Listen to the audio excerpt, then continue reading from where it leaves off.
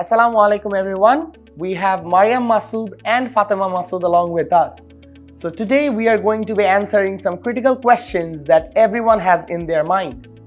First of all, hello Fatima and hello Mariam. How are you doing? Alhamdulillah, I'm good. Nice to be here, and assalamu alaikum to everyone. Wa alaikum assalam. So let me drop down to the real question, the real fact. So you have been trying your level best to accumulate, encourage the youth towards a better goal, a better tomorrow, right? So in your perspective, why do you think coding or any sort of development is important at a very young or early age? I think that the main reason that it is important to start at a young age, and this applies for anything like academics, critical skill development, or even Quran, which was my case for all of these aspects. Starting from a young age, our minds are more fresh for children, and it's a lot easier for the youth and the children from the age of let's say 4 or 5 to 10, 11, 12. At these ages, their minds are growing and sharpening, and they have more ability to grasp onto these skills easily and create that passion at a young age so that they can use that passion to drive them forward in the future. Thank you so much, Mariam. So let's come back to the second question. If I ask you, how is Bangladesh when it comes to cognitive skill development or the influence of coding compared to the USA? So of course I haven't grown up in Bangladesh, so I'm not very familiar with the way the education system here works. But back in the US, we of course we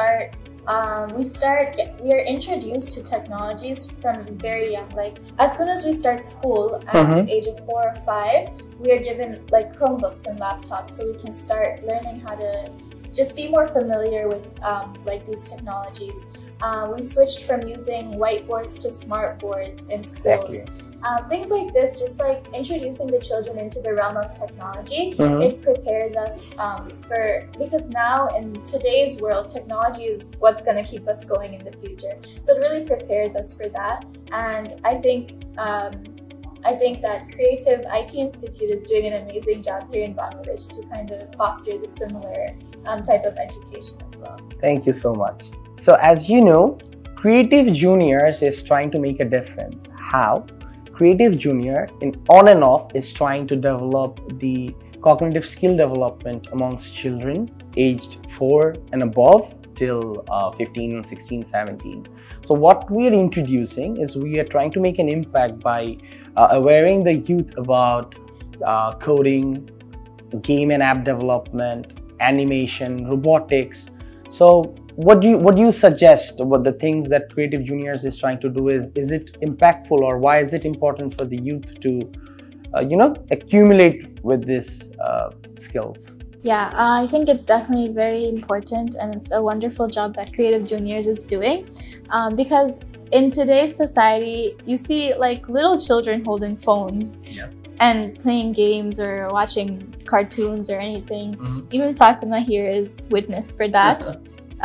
But so that's why I think if we kind of guide the youth in a positive way to using technology, the way that Creative Juniors is doing it, it will definitely kind of build a brighter future for them and kind of create a path for them to success, inshallah. Inshallah. So thank you, Mariam, and thank you, Fatima, for the wonderful time and being able to get to know a lot of things from you. So finally, if I ask you if you have anything to say to the community of Creative Juniors and all the future leaders of the EdTech industry out there, what message do you have to share with them? Thank you so much for having us here, and to all the viewers and all the youth, especially Creative Juniors and everyone who's watching.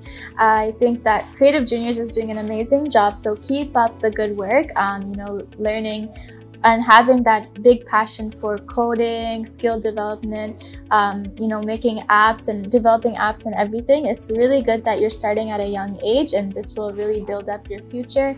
And at the same time, while you focus on your academics, make sure you also keep a balance and focus on your Deen and Islam and Quran as well. And that's a very important message that I want to convey to all of you. Jazakallahu khairan.